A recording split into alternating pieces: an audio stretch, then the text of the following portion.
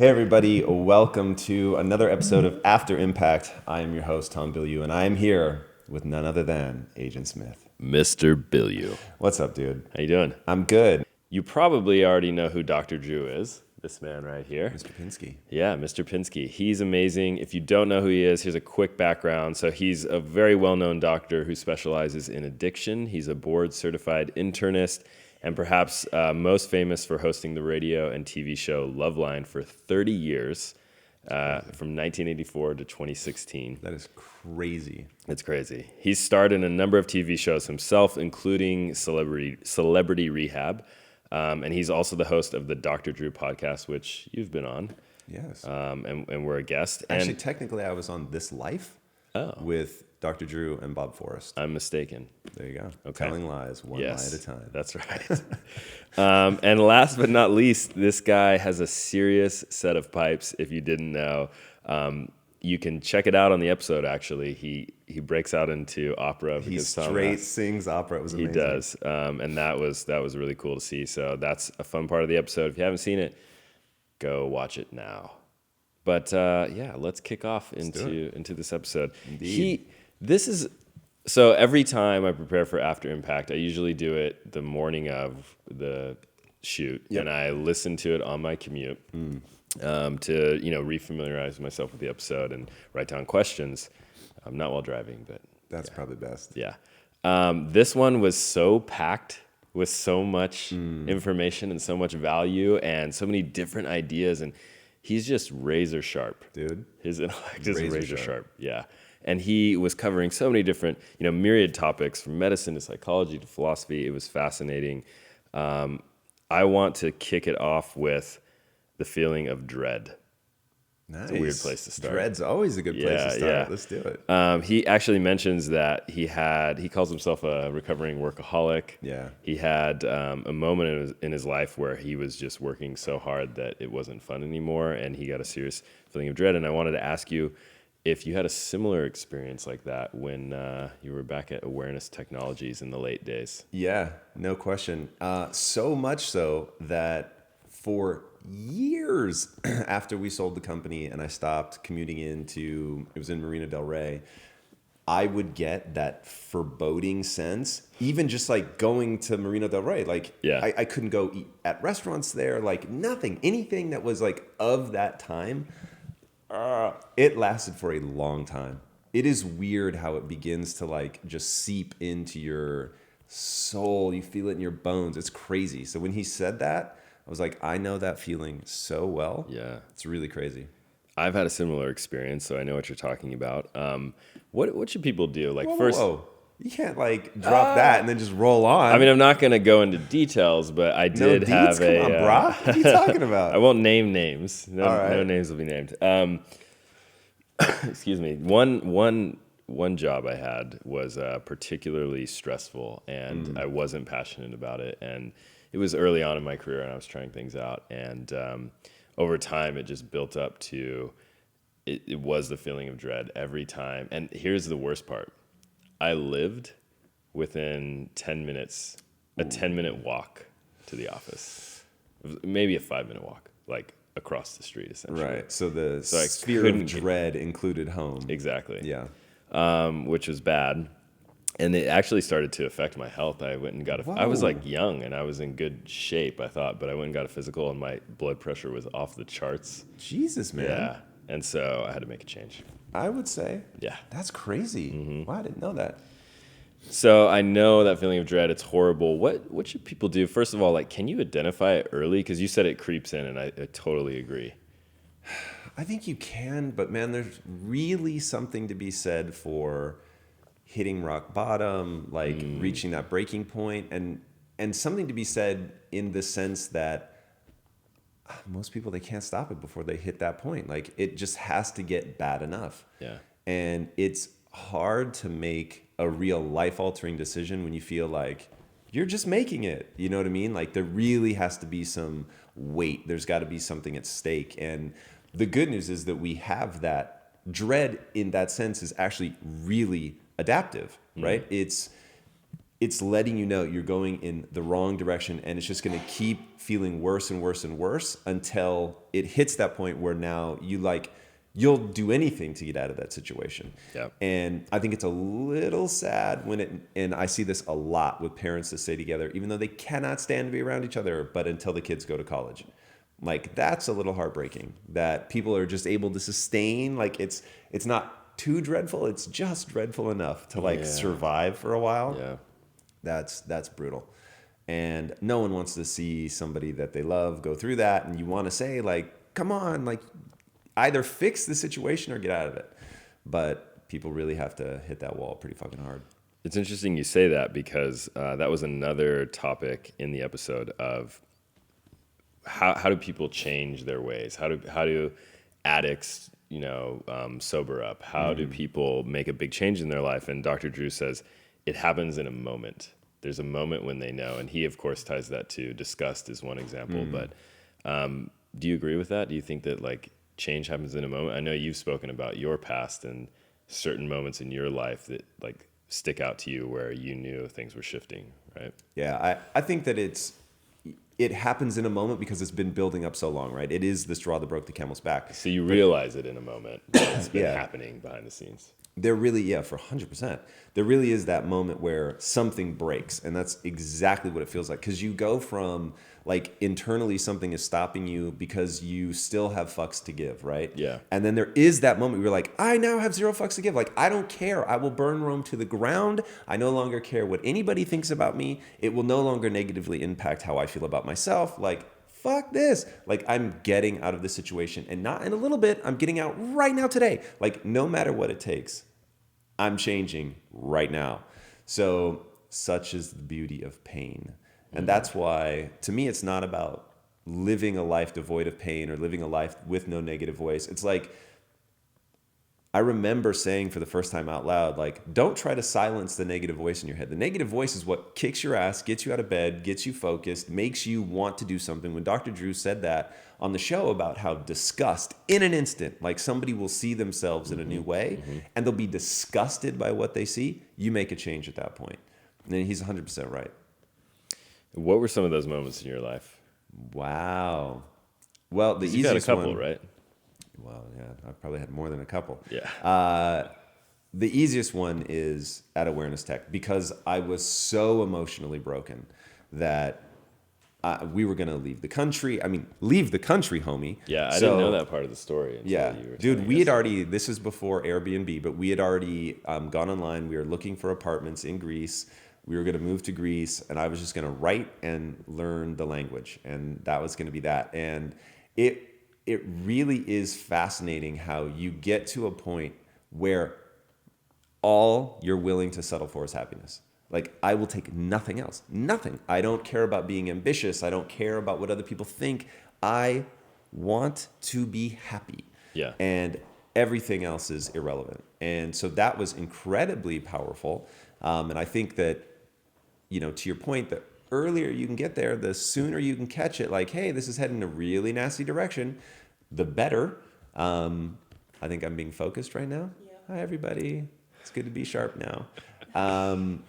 So that's huge. Another time in my life that it happened, sort of similar, was when I crashed and burned in film school and realized, like, I have to completely rethink everything. I have to rethink about who I am. And that, like, I've honestly never really thought about it to this extent, but that was the beginning of me needing to let go of a fixed mindset, because I was so crushed to think that I wasn't good enough. Because for me, that was a death sentence, right? Like, it wasn't that, I could get good enough. Like, it was me realizing, oh my God, I don't have talent. And if I don't have talent, do I have value, right? And that's a fucking panic moment. So when you start asking yourself, do I have value? You've got two choices. You can either go down a depressive path, which most people do, or you can realize that doesn't help. And so I need a new mental framework to get out of that. And for me, that's when I doubled down on the king of remedial jobs. And while it was a step in the wrong direction, it was me at least trying to put together an identity that could let me feel good about myself. And so that began sort of the meditation on what it means to feel good about yourself. And it maybe was a slow time coming to realize that, in fact, this takes me to the other most important sort of breaking moment in my life, when I realized I was arguing for things that were contrary to my goals. And I realized, wait a second, like, do I actually want to be successful, or do I want to feel good about myself? And that's when I realized, okay, wait a second, like, you need to feel good about yourself 100%, like you have to. But to build your self-esteem around something that is fragile is equally foolish. And so those three things are pretty much my sort of cornerstone moments. I suspect, though, that there are a lot of people who, and no judgment, like I've been in situations myself where I've probably not stepped back and had that moment of reflection and realized this is a moment of change. But I suspect a lot of people, aren't happy or aren't fulfilled. And instead of stepping back and doing that examination like you've done, they just kind of keep going. Just kind of keep going along. What should they do? Like, how do people get better at self-reflection? Well, let me give you an alternate take. Self-reflection is... First, I'll give you the answer to that, and then I'll give you an alternate take. So, one, self-reflection. You have a feeling. Most people don't stop, like literally stop, and say, what is this feeling? Yeah. What is the root cause of it? Why do I feel unease? Why am I whatever? Yep. And like, for instance, one thing that I've really learned to do was, when I have unease when I'm like explaining something to somebody, I realize the unease is born out of, I've now reached the edge of what I really understand. Yeah. But because I process verbally, I want to keep saying so that I can like figure out like where I'm at. But if you're saying it like you actually know and understand, then I would get this massive sense of anxiety, because I'm like, I don't actually know this. I don't understand it. So I need a way to verbalize, but a way that acknowledges that I'm in exploration mode. And once I learned to identify that, then it was like, you'll even hear me say it. I'll say, I'm now at the edge of my understanding. Like, I actually say those words. Yeah. And that was born of me getting that feeling and going, God, why do I feel so weird all of a sudden? And then I would stop. Okay, why am I feeling this weird? And I'm sure that was super bizarre for people when I'd be like, like somebody had turned me off. And I would ask, like, what is that? And I'm like, okay, it's anxiety. What am I anxious about? I'm anxious that I'm bullshitting. Okay, what? And then it was, I learned to develop that phrase. Okay, I'm now at the edge of what I actually understand. And then I would like, but here's sort of where I'm thinking and what I'm grasping at. And so that was that. Teaching myself to use this sense of unease, and I keep touching here because that's where I feel it in my stomach. We have to talk about that. Have we? No, I said we need to talk about that soon. Shit. Because of the episode, Dr. Drew. Oh, yeah, my God. But keep going. We'll come back to it. I totally forgot that he brought that up. Yeah. So I'd feel it in my stomach. I totally forgot about it. That's going to be fun. All right, so I'd feel it in my stomach, and I would use that as a trigger to tell myself, stop. Stop. What is this? Assess, and then process verbally. That's really important. So that's what you have to do if you want to get more self-awareness. And it may not just be anxiety. There may be 100 other feelings. Yep. But using that feeling to stop and to do it over the long haul, right? Because it's not just going to be once, like it's going to be a process. You're probably not going to identify exactly what it is the first time. It's going to be a game of pattern recognition. So I'm having this feeling, what is it? Oh, I think it might be this. And then you have it again the next time. You're like, well, I thought it was that last time, but it can't be that because I'm in this situation. And then you'll ultimately hone in on it. And it literally was just me doing that over and over Is and over. meditation a good tactic for that? No. Oh. No. Meditation is about clearing your mind. Meditation is about going from the sympathetic nervous system to the parasympathetic nervous system. For me, there are people, I'm sure, for whom they'd be like, of course, oh my God, this guy's a novice. I'm a novice. Fair enough. For me, I use meditation for one reason and one reason only. I get into an alpha wave state. I slow my breathing. I slow my heart rate. My mind begins to slow. I'm in a calm, creative state. Yeah. That for me is like the sum total of why I meditate. Now, there are people that meditate for decades and decades and decades, and they're able to do, and they put them in fMRI scanners. So this is not me just pontificating. Like legitimately, they're able to like shut down the, oh God, what's it called? The parietal lobe. So, and I think it's the right parietal lobe. I'm at the edge of my understanding. It's either the left or right parietal lobe. I can't remember which. And what that's in charge of navigation. And the reason that's interesting is because that's how you define the ends of where you are. If you know where you end, then you can begin to navigate your way in space. When you shut that part down, that's when people start having mystical experiences, because they literally feel at one with things. Why? Because it begins to dissolve the sense of you have endings. Which is so fascinating. That's amazing. So, and people that have been meditating for, they say 30 years, who knows if that's true, but people that have been meditating that long, that part of their brain begins to shut down. Oh my, this is so weird. So I'm looking at the words transcranial magnetic stimulation, which is exactly what does this. Transcranial magnetic stimulation shuts down areas of your brain. What is utterly fascinating is all the cool shit that happens to people is from turning parts of your mind off, not from turning parts of your mind on. How interesting. That is so interesting. So anyway, that is meditation's sort of maybe ultimate conclusion. They can do way cooler shit than I can do, but that's what I use it for. Okay. Now back to, well, that's self-reflection, right? So then the alternate take, I'm going to remember this or I'm going to punch myself in the mouth. Your original question, do not tell me. Your original question was about, do I think that self-awareness is the key to that feeling? I gave you the feeling, and then I think, oh God, I just can't quite recapture what. I'll bring it back around. So it was, we were talking about moments of change. Thank you for letting me try, though, guys. I really appreciate that. We were talking about moments of change, yeah. And I said I have a hypothesis that a lot of people just kind of don't take that time to examine themselves or think about how they could change, and they just kind of go about their lives and they're unhappy.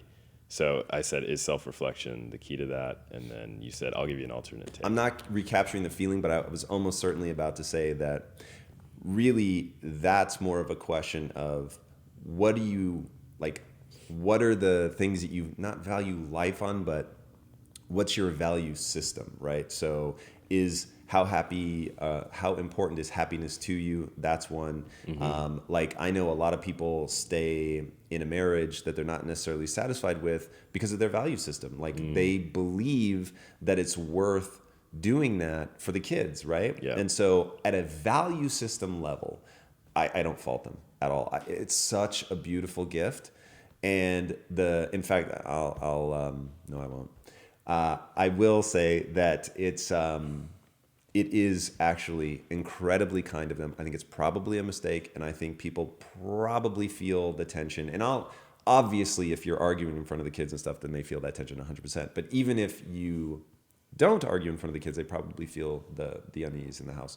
So it's probably not the best idea anyway, but I get that it's a gift. So it really comes down sacrificing. Right. Yeah. It really comes down to what your value system is.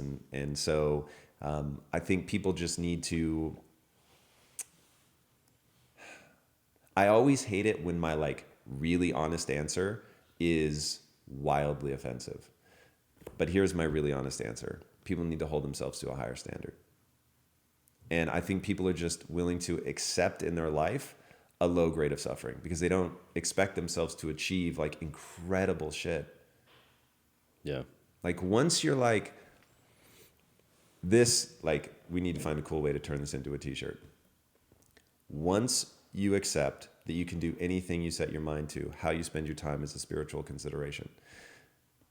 To waste your time unhappy at a job, to waste your time unhappy in a marriage, to waste your time unhappy in anything, it's because you don't believe you're going to do anything. And so you can accept a suboptimal level of performance from yourself. You just can. I would never. And I have in the past, don't get me wrong, dude. I've wasted so many years doing stupid shit. And I like to think that I've talked so much about my failures in that area that this isn't me saying that I'm cool. This is me saying, fuck, I've done it. Trust me when I say it does not end well. So elevate what you expect of yourself, not because there's any moral judgment on people who don't, because A, it's going to improve your quality of life, and B, you actually can do what you set your mind to. So you're capable of having change in the world. You're certainly capable of wildly impacting your family. I remember now what I was going to say, wildly impacting your family. You need to change the people that you're around. That's the big thing. So another thing from the episode. Did he? Wow, yeah. Jesus. You guys were We were all over the place. Yeah. And guys, unfortunately, because I had the flu, I have not had a chance to like sit down today and refresh myself. But that's a huge one. Like if you go internally and either see nothing or see exactly what you should do, like is sort of irrelevant. The answer is going to be, you've got to change your circumstance. You've got to change the people that you're with. You've got to get like a fresh input, and you've got to be held to a fresh standard. And doing it by yourself is virtually impossible. And one of the greatest gifts I've ever had, of course, is my wife, but it's the way that she holds me to a standard. And I at least know I always have this one other person that's going to reinforce that in me. And then, I mean, we've built literally a community just inside the company. Forget like the actual outside community, just here in the company, we hold each other to a value system. And then the community that we're building the same. So getting yourself around people that are going to push you is critical. That's great. There's a lot of different paths we can go. It's the garden of forking paths. So Nice. here we are. Before we jump into this, I want to give a quick shout out to what you're saying about value system. I think is super interesting because it's really at the core of how you start to find purpose, how you start to find happiness. And I want to give a shout out to the Nerd Writer episode, which I think I've mentioned before, but that's a sleeper that I think not a lot of people have seen yet. Is that your favorite app? It's not my favorite app, but there's just something about it that Someone that doesn't get enough love for you. he doesn't get enough love, and I think it was what was discussed was different from any other episode. So it's about creating your worldview. It's about figuring out what is meaningful to you, what you value, and I think it's a great kind of tutorial on how to do that. So if you haven't seen it, go check it out. Now I won't digress there, but I will get to a question from our audience on Facebook Live. So it's from Gabriel Deliberali. I saw this. Is this live right now? Yeah. Because I think I responded to him on YouTube like yesterday or Facebook maybe. Well, he's in Facebook now, so thanks, What's up, Gabe. And this is a perfect jumping off point for talking about feeling in the body. So he says, can you explain a little bit better the point of view that Dr. Drew spoke about feeling with the body? He said we have neurons on our core. What do you know about that? And I want to add, he said we might have 3 mini brains in our body, which that just kind of blew my mind a little bit. Yeah, which by the way is not a maybe, you do. There's, I can never remember if it's 50 or 500, but you have either 50 million or 500 million neurons and there's a really fancy name for it, which I should remember because it would make me feel cool, in your digestive tract. So from your esophagus down to, it is insane. It's why you have that sense of knowing something in your gut, because literally the same things that make up your brain are in your digestive tract. You actually and it's like in the lining of your esophagus and the lining of your intestines. The word lining may be entirely misleading. I'm at the edge of what I understand. Okay.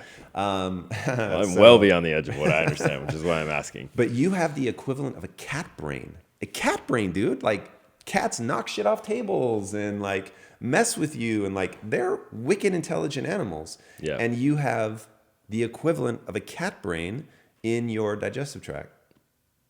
That's pretty cool. It's insane. Yeah. So what do you make of that though? I mean, because it really struck me, and I was reading some of the YouTube comments before, and it also struck a lot of people that, wow, that's why we feel these things in our chest. That's why, like, he talks about heartbreak, and you feel it here. I mean, do you agree with that? I don't know enough other than to intuit. Yep. So when the doctor says that's why you feel it, and they've gone to medical school and spent a lot more time talking about this than me, Fair enough. I will bow to his expertise on that. I didn't necessarily agree with everything about like some of his, like, how about this? I've never experienced some of what he talks about with the bodily intuiting things and stuff like that. So my experience doesn't echo exactly his, but from an intellectual understanding, I will just say he probably knows more about it than I do. I thought it was super interesting that you have this man of science who is really open to possibility, open to the inexplicable, right?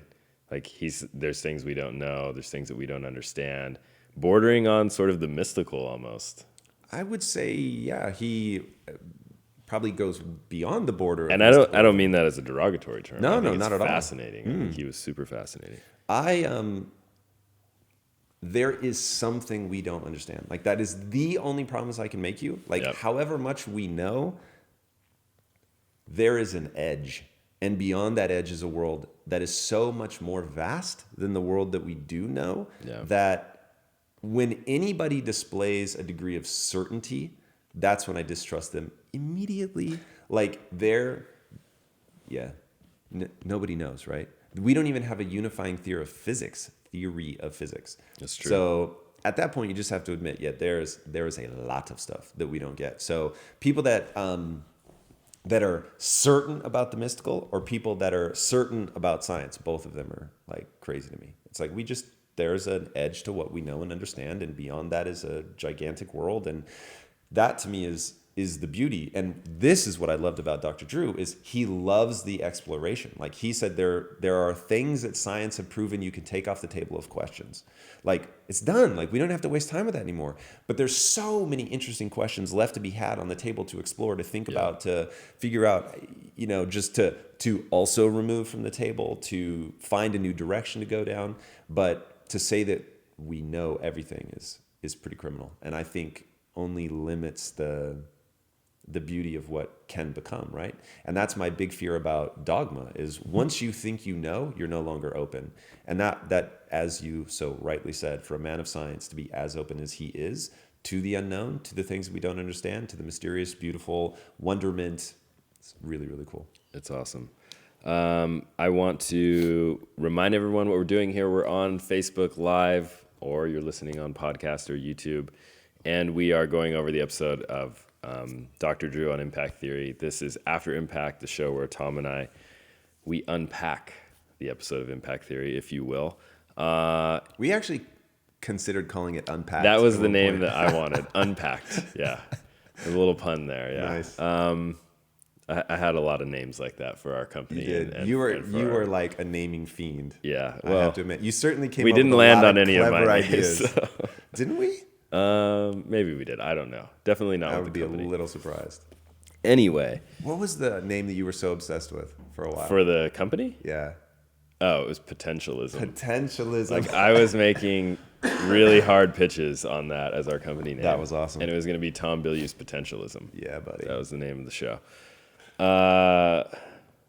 Yeah, we'll see how we people do react like to that. Variant covers, Yeah. and like that would be fun. Parallel universe impact theory. So we're on Facebook Live. Also, I want to remind people who are listening on the podcast or YouTube, if you have questions and you don't participate in Facebook Live because you're working, we get it. Feel free to email them over before we shoot this on Wednesdays, Nice. and we'll get them answered for you. So here's a question from Michael Foster. Michael Foster, what's up, dude? Yeah. What are some of the healthy addictions that you believe are essential to live a full life? Reading. Didn't even finish the question, Michael Foster. Didn't have to. Reading. Yeah, I'm with you on that. Big time. I'll just leave it at that. Reading is everything. Reading, and I guess working out. I mean, don't Karen Carpenter that piece, right? You can get yourself into trouble. I missed that. That went right over my head. Really? Yeah. Karen Carpenter? Yep. Oh, man. So this is actually a really sad story. So Karen Carpenter from the band The Carpenters, I'm almost certain that's true. Okay.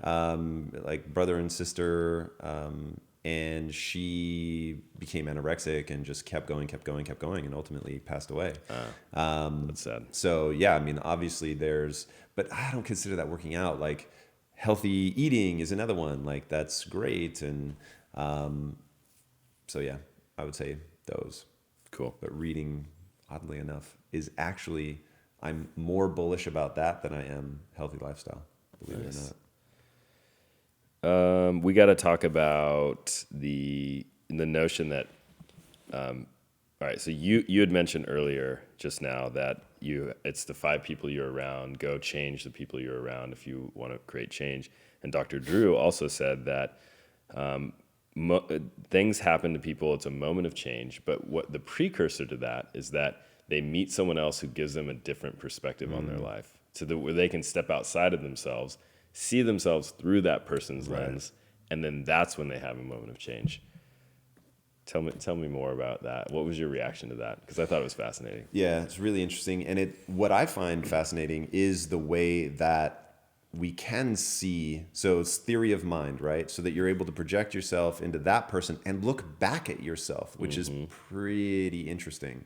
And the way that we do that as humans can be deleterious or it can be advantageous. So it just, and that's, comes back to that notion of do and believe that which moves you forward. Like if you look at yourself in a way and you're disgusted by seeing yourself through somebody else's eyes and it helps you, then stay there for a minute.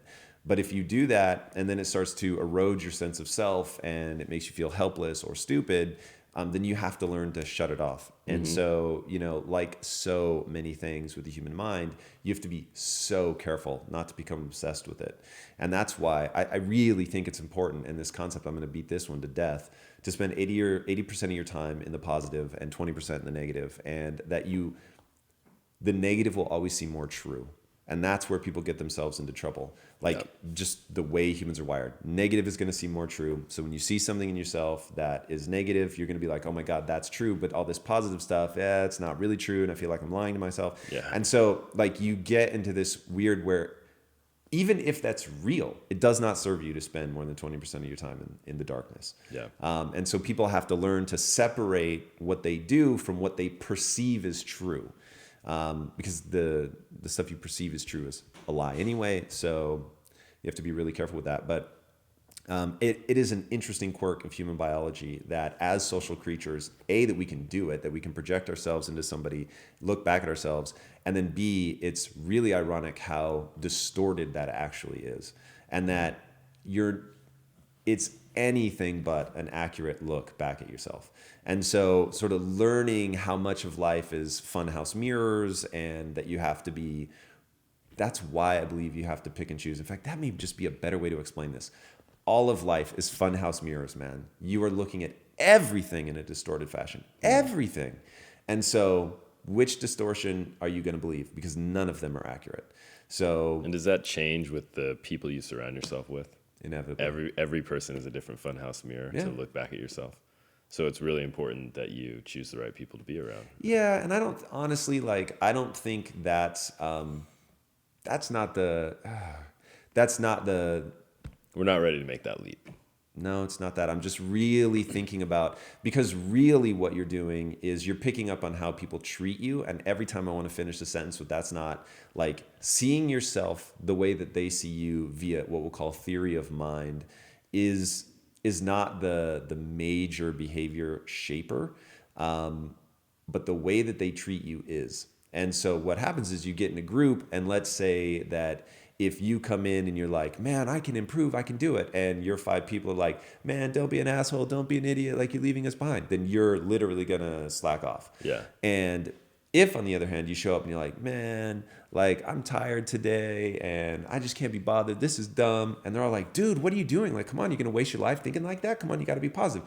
Then all of a sudden, yeah. Like you want to be positive. So the way that people treat you, the directions that they push you in, that's hugely important. But I would say that's different than the funhouse mirror effect of how you look at yourself. That's wanting to fit in. And anybody who says that like they don't care about fitting in anywhere, bullshit. Yeah. People want a tribe. Everybody wants a tribe. So there's a book on that. Seth Godin. Have you read it? I haven't read it either, but it's on my list.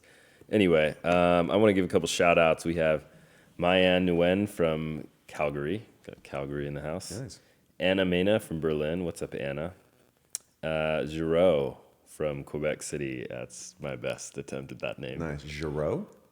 J. Rio, maybe? All right. Two words. Okay. Yeah. J. Rio. We got a comment from Ian Pettit. I haven't heard from Ian in a while. What's up, Ian? The world is not only stranger than we imagine, it is stranger than we can imagine. That's almost certainly true. Nice. Here's a question from Daniel Breeze. Dr. Drew seemed to have a different opinion than you, but I'm a big believer that you're the sum of the 5 closest people to you. Have you ever had to change the people around you? We were just talking about this. I try to surround myself online by people that I would want to influence me, which is why impact theory is so amazing. Nice, man. Thanks, Daniel. That means a lot. That's what this is all about.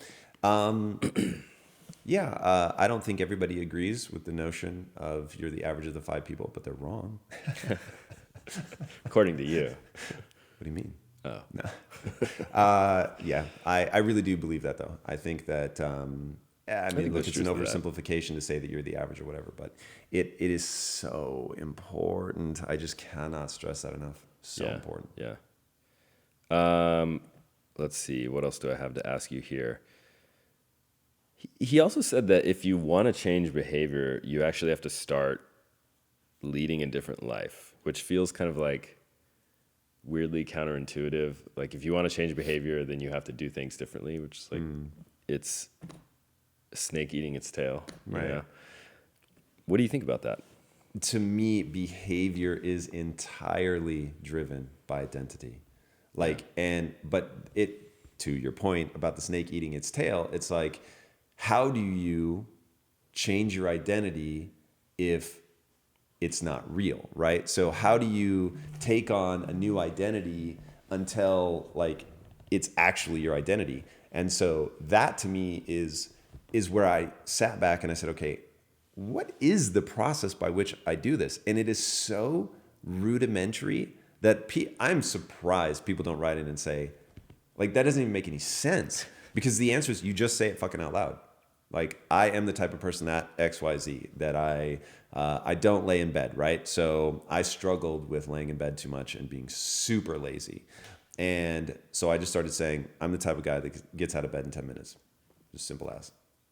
Not lazy. Yeah. That's actually not true. I don't ever say that. I am lazy profoundly. And it's important for me to remember that so that I'm putting these systems in place to make sure that I don't succumb to the laziness. And so started saying that, cool. Now I had a rule. It was very easy. Yes or no, pass or fail. Either I did or didn't get out of bed within 10 minutes. And to say it and not feel like a total fraud, it had to be real. And maybe I just have an overdeveloped sense of A, not wanting to feel like a fraud, and then B, feeling like a fraud when I say something that isn't true. Yeah. So, like when I did the 3-day fast and I refused to take Advil, even though no one would have ever known, first of all, I could have just eaten and then told people that I was fasting. No one would have ever known. And I just couldn't. For me, right? Because I didn't want to feel like a fraud and I really wanted to have done a fast. Yeah. So, there it is, man. Identity, right? Identity. And you can plug in things like, I'm the type of person that does what he says. Like there's an infinite number of things you can just start saying, this is me, I'm that type of person. And then because I take pride in those positive things, like to feel good about myself, like it all drives my behavior. It reminds me of an idea that I can't remember who she is, but she had a very famous TED Talk, and she's very well regarded. But she had this notion that fake it until you become it, which is it sounds similar to what you're saying in the sense that you may not be that yet, but as long as you keep telling yourself and as long as you keep acting in that identity that you want to be, you will ultimately become that. You will ultimately gain the skills and the knowledge and the confidence to be that thing that you don't think you are today. Is that similar to you? Very much so. So here's the thing. I can almost just emphatically agree with everything you said. The only part that I have to take exception with is you won't necessarily gain the skills.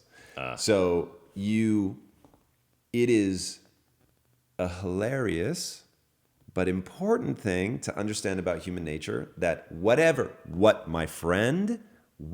you repeat to yourself, you will believe. So if you tell yourself, you're dumb, you're not good enough, you will believe it. Yeah. On a long enough timeline, you will believe it.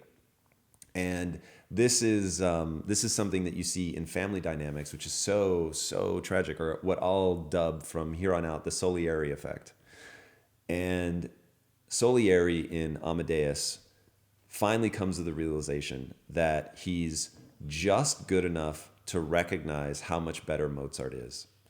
And in any other time, in any other town, Salieri may have been the most contented, happy musician because he looks around him, nobody else is as good as he is, and so people lavish him with praise and attention, and he loves it, and he plays beautiful music that makes people happy, and so, hey, you're proud of yourself for being good at something that brings joy to other people.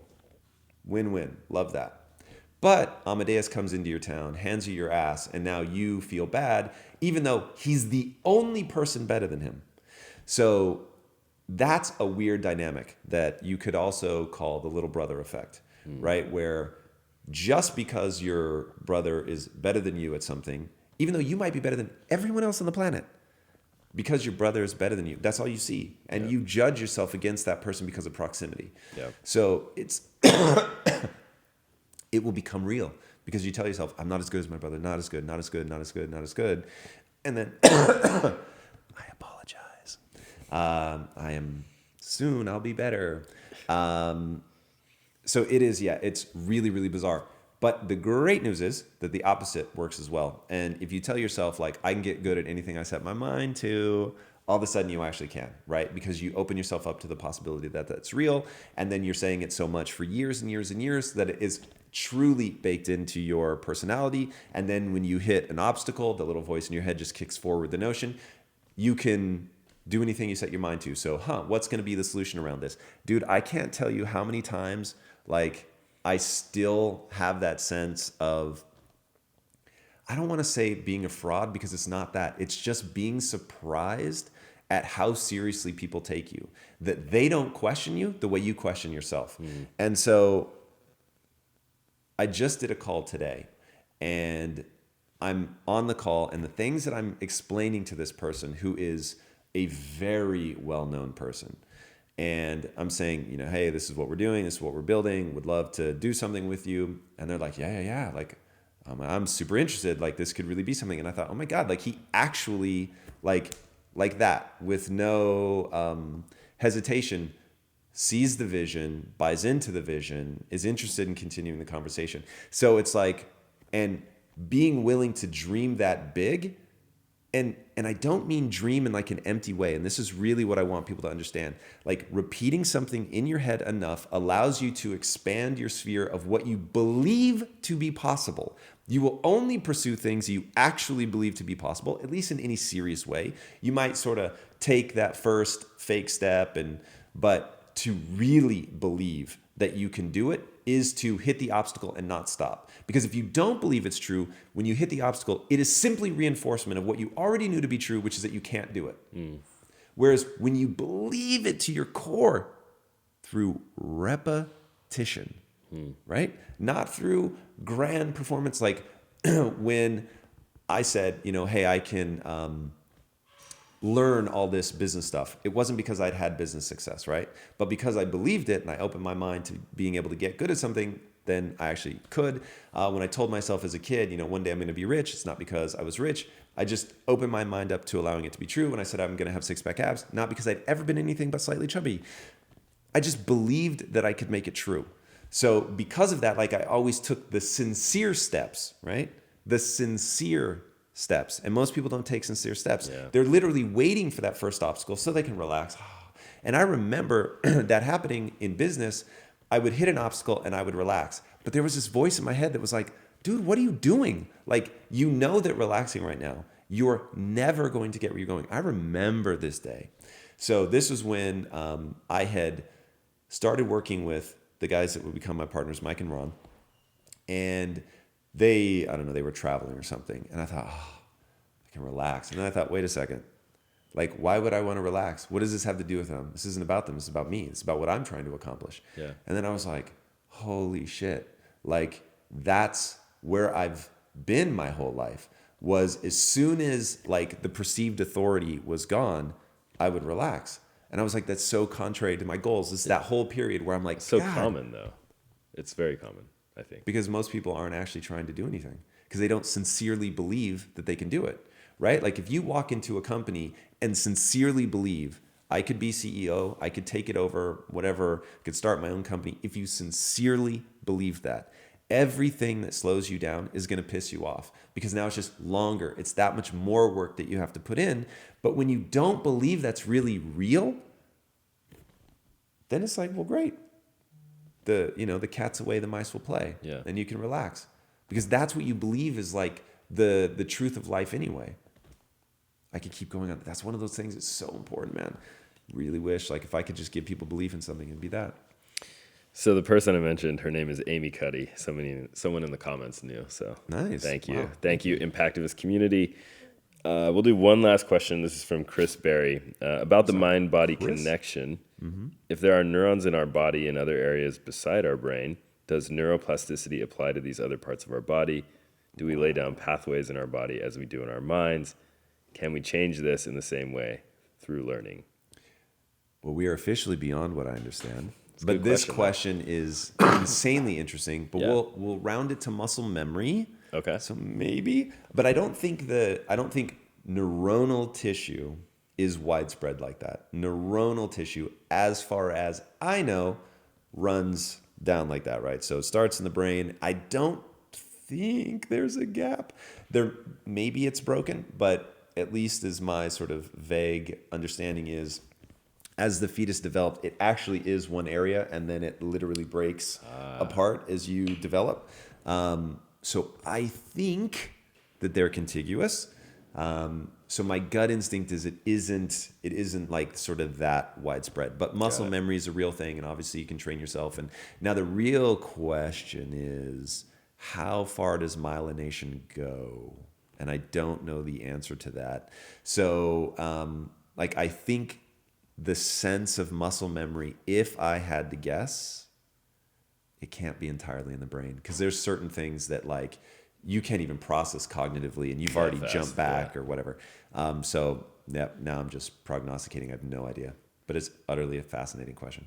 We should have like these. We should figure out a way to list all these questions somewhere and then find someone who can answer them for us. That would be cool. Bring them on It's the a really show cool or idea. do a different segment or something. We can call it the edge of what Tom knows. Nice. Or The something edge like of knowledge. Edge of knowledge. So I think that's it for today. Those are all the questions. Was there anything else you wanted to talk about? No, I mean, if we're out of time, then I'm good. Or are we washing? We have 3 minutes, I think. Look at that. We have a couple of minutes. Well, then We didn't talk about happiness. We didn't. That was talk the one about thing happiness. I forgot about. Okay. Eudaimonic happiness is what Dr. Drew is interested in. He distinguishes that from pleasure. And he says eudaimonic happiness requires two things, techne, which is like technical skill, and phronesis, Yes. which is experience, is wisdom essentially that you gain through experience. And he says that when you apply that to serving someone else or something else, that's what gives you purpose, and that's what actually gives you this true lasting happiness, which is like self-nourishing or nurturing, self-sustaining, and flourishing. What do you make of that? Yeah, I mean, eudaimonia is the juice. It's the holy grail. It's really what people should be focusing on in their life, and it is the only thing that I would say is universal for humans. Like, that's what we want. That's what we're looking for. That is one of the deepest and most pleasurable neurochemical states.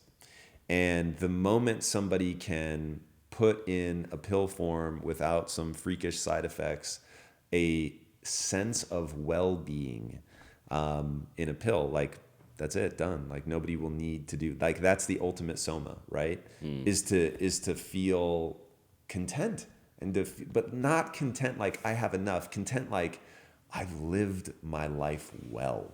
You know what I mean? Yeah. I've contributed meaningfully. Like, there's just, that is the ultimate chemical reward for a social animal, is to feel connected. You've done something positive for the group. And I love what he talked about with technique. Like, it's why ladling soup at the soup kitchen just isn't going to do it for most people, not long term. Like, you want to feel like I've done something that only I could do. Like, I brought something unique to the table, and it has positively impacted somebody else's life. And when you get sort of just objective and you rise above the algorithms, it's like, why does that matter? Why do you need to have impacted another person? But yet, that is the human condition, and we do. And to be able to have been of service, of real service to somebody else, is so intoxicating for humans. But that notion of it's based around something a skill that you've acquired. It's not something anybody could do. It's really specific to you and who you are and what you fought hard to learn. And that's really, really important.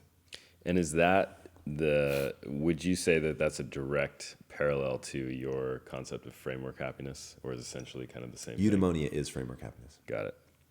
Just wanted to make that clear. Yeah, unfortunately, I talked about that a lot. I didn't have that word. Yeah. So where was Dr. Drew 4 or 5 years ago? You know who else talked about it? This is a callback to Inside Quest. Rainn Wilson. Used eudaimonia? Yeah. Wow. He The actually funny talked thing about is, that. when Dr. Drew brought it up, I was like, oh, I've heard this before. Rainn But Wilson. never could have pinned it down to Rainn. He's a really interesting guy. Deep. And there's two people I sort of credit with the modern version of the modern, like when we get a big guest, I think, man, this like tracks back ultimately to Rainn, because Rainn was our first like famous person who gave like a lot of credibility, and then he started the knockdown effect of he helped me get Peter Diamandis, who then helped me get Tony Robbins, and then from there it was just like domino. So, Rainn is the lead domino. Mad love to Rainn. That's awesome. All right, I think we're ready to wrap it up here. I'm going to give 3 takeaways from the episode, 3 takeaways that I thought were fascinating. The first is get around people who are going to provide you with a different perspective of yourself. I think that's really interesting. We talked about it at length in this episode of After Impact. The second is rather than seek pleasure, seek eudaimonic happiness. I don't know why I'm struggling with that word today, which is when you have a level of technical skill combined with experience and applied towards serving your community. And the third is gratitude is the number one sign you're happy, according to Dr. Drew, which I think is fascinating. Nice. I love it. Well, thanks for those. Yeah. All right, guys, thank you so much for joining us. I really hope this is my last episode. Coughing and spluttering, being sick has really sucked. I have not been this sick in a very long time, so I appreciate you bearing with me here through this episode, and I'm sure I sound a little funny. If you haven't already, be sure to subscribe. And until next time, my friends, be legendary. Take care.